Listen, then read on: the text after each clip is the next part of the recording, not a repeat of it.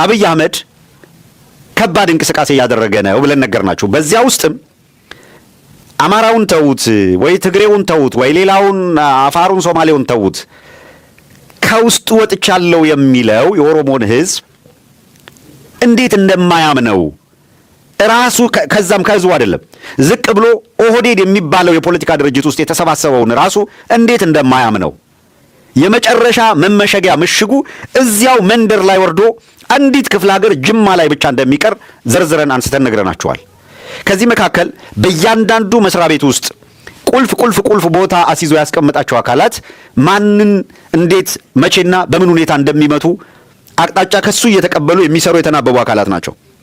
ይሄ ጅማ አካባቢ ላይ ብቻ ያተኮረ አደገኛ ስብስብ ከዚህ በፊት በትግራይ የፖለቲካ ኃይሎች መካከል የአድዋ ስብስብ የተለየ ሄጅሞኒ አለው በህወሓት ውስጥ የሚል ክስ ይቀርብ ነበር። ለዚያ ስብሃትና የስብሃት ቤተሰብ በሚል የሚጠሩ ምንድነው ፍሬም የሚደረጉ ነበሩ።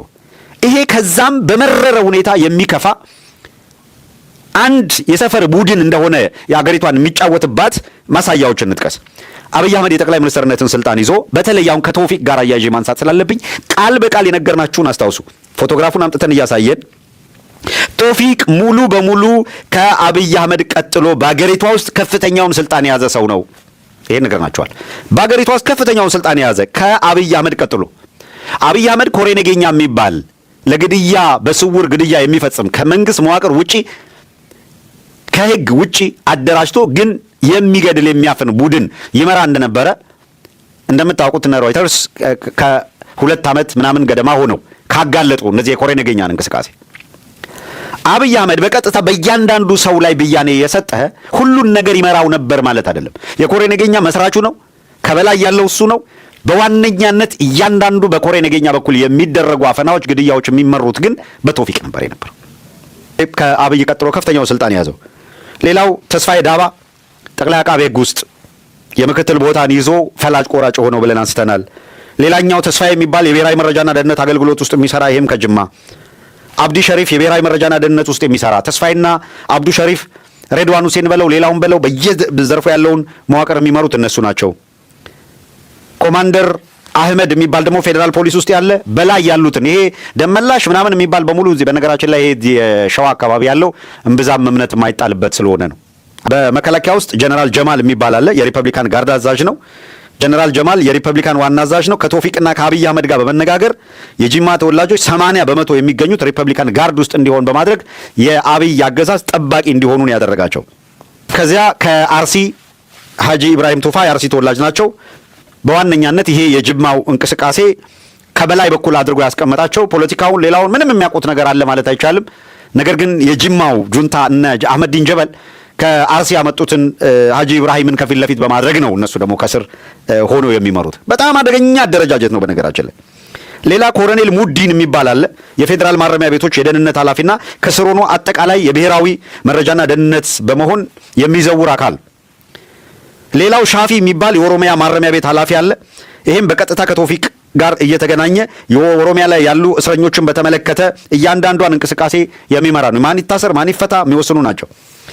ሌላው አወል የሚባለው ነው። የኦሮሚያ ክልል ምክትል ፕሬዝዳንት ስልጣን የሰጡት ነው። ከቶፊቅ ጋር ይገናኛል፣ ከአብይ አህመድ ጋር ይገናኛል። ይህ አካል የኦሮሚያ ክልል የሚመራ ሰው በተመለከተ እንዳውም ሽመልስ አብዲሳን በአንድ ወቅት ላይ ሽመልስ አብዲሳ ነገሮች ካስታወሳችሁ ትልቅ ንቅናቄና በአብይ አህመድ ላይ እነ ጀዋር የፈጠሩት ከባድ እንቅስቃሴ ነበረ። ሽመልስን ዞር አድርገን ጀዋርን ወደ ፊት ለፊት ማምጣት የምንችልበት ሁኔታ አለ ወይ ብሎ ሀሳብ አቅርቦ ከዚያ በኋላ ነው በኩርኩም የተባለው። ጀዋርም የተጠጋጋ ስልጣን እንኳን እንስጥ ሲሉት እሱ ዋናውን ቦታ ይፈልጓል መሰለኝ እንዳልተቀበለ ነው መረጃዎች የሚያመለክቱት። ወደ ሌላው ልለፍ። የንግድ ሚኒስትር ዴታ ዶክተር አብዱል ከሪም የሚባል የመከላከያ ጸጥታ ምክትል ኃላፊ ደግሞ ፋይሰል የሚባል በአርቲስቱ በኩል አሁን እየወጣ የሚያንቧርቀው የምታውቁት ነው ቴዎድሮስ ተሾመ። እነዚህ የጅማ አካባቢ ቲም የሚባለውን መከላከያውን ሌላውን መጥቶ በቅርብ ጊዜም ሰምታችኋል። በሞቱ እንኳን በጣም በጭካኔ አገሪቷ ውስጥ ለውጥ ነው ያለው የፈለገው ሰው ይለቅ የሚለው ቴዎድሮስ ጸጋይ ማለት ቴዎድሮስ ተሾመ ይቅርታ። የአዲስ አበባ ፖሊስ ኮሚሽን ዋና ሰው የሚባል ሐሰን የሚባል አለ። አሁን ከኃላፊነት ተነስቷል አልተነሳም የሚል ግርግር ውስጥ ነው ያለው።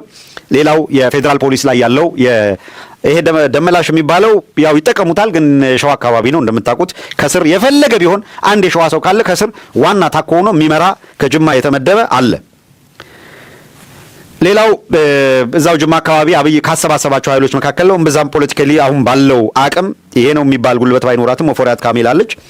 አበራ የሚባል የቤተ መንግስት ዋና ጠባቂ እንደዚሁ ከጅማ የተመደበ ነው።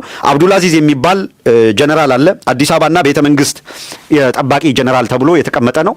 በመከላከያ ውስጥ ያለ ግን የአዲስ አበባ ጥበቃን የቤተ መንግስት ጥበቃን የሚመራ ነው። እሱም ከጅማ የተመደበ ነው።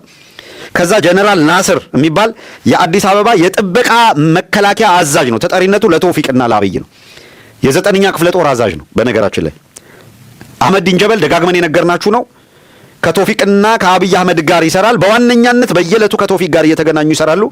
በኢትዮጵያ ውስጥ በነገራችን ላይ 8 የተለያዩ ቦታ እነ ቶፊቅ ያዘጋጇቸውና ከእስልምና ሃይማኖት የተመለመሉ ግን የእነ አህመዲን ጀበልን ቀጥተኛ ተልዕኮ ያስፈጽማሉ ተብለው የሚታመኑ አብይ አህመድ እየሆነ ያለውን ነገር ያውቃል።